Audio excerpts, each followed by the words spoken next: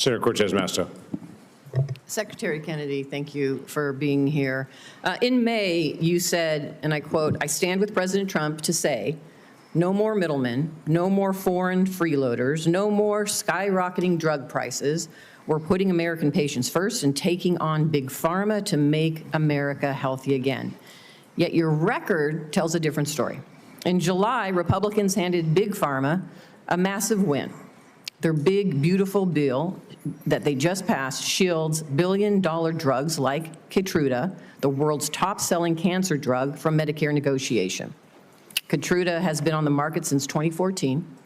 It pulled in nearly $18 billion last year in the United States alone.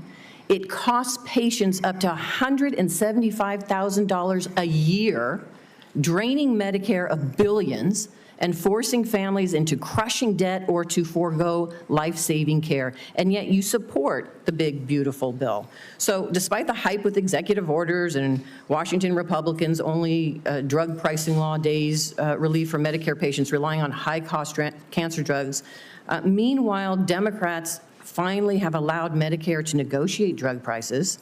I will say that Keytruda, along with Opdivo, and Darzalex, the three top-selling cancer drugs, were widely expected to be selected for Part B negotiation in 2026 for 2028 implementation. They are now, because of the actions of this administration, exempt from negotiation for at least several additional years, if not permanently. So my question to you, Mr. Secretary, is how do you justify claiming to take on big pharma while supporting a bill that shields drugs like Keytruda and other cancer drugs from Medicare negotiation, costing seniors and taxpayers billions, and risking the lives of cancer patients who cannot afford their necessary medication? Yeah, Senator, I appreciate the question. The Medicare drug negotiations in the IRA were very well intentioned, but they were poorly structured. And what we found is that the negotiations that have occurred actually have ended up raising the costs for Medicare.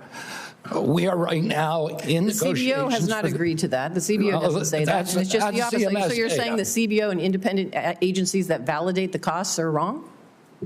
Well, that is CMS data. Okay, so let's just focus on the cancer drugs. Why aren't we negotiating those and bringing those down for families? Why does the bill exempt those? It's part of the MFN negotiations. I'm not sure of that provision in the bill, of the one beautiful bill, but You're not sure of the provision, the negotiation provision, and how exempted for Keytruda? Drugs? Your agency is responsible for that negotiation, and you don't know about it? I know that we're negotiating in the MFN Let me ask you this, Mr. Secretary. Let me ask you another question. How much are Medicare Part D enrollees expected to pay for prescription drug coverage next year?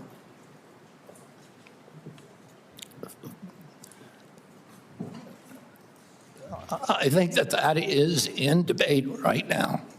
Let me tell you. Are you talking about the rate? They are going to pay $15 more than last year, up to $50 a month. Now, let me have a question for you on Part B. How much are Medicare Part B premiums expected to increase next year? I don't know. I talked to Dr. Oz about it yesterday. I think it's 16%. They're supposed to increase about 11.6% or $21.50 more each month. And again, last time you were before me, you couldn't answer the questions of the very agency and the authority that you have to address these issues. You know, next year, seniors and families are facing higher health care costs across the board.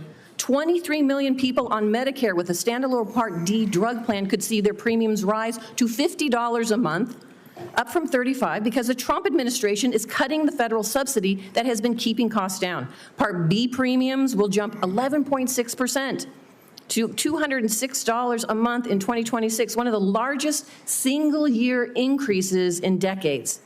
And so for an administration that claims it is lowering costs, my question to you is, what are you going to do to keep costs down for seniors? I mean, I'm already doing I'm already keeping costs down.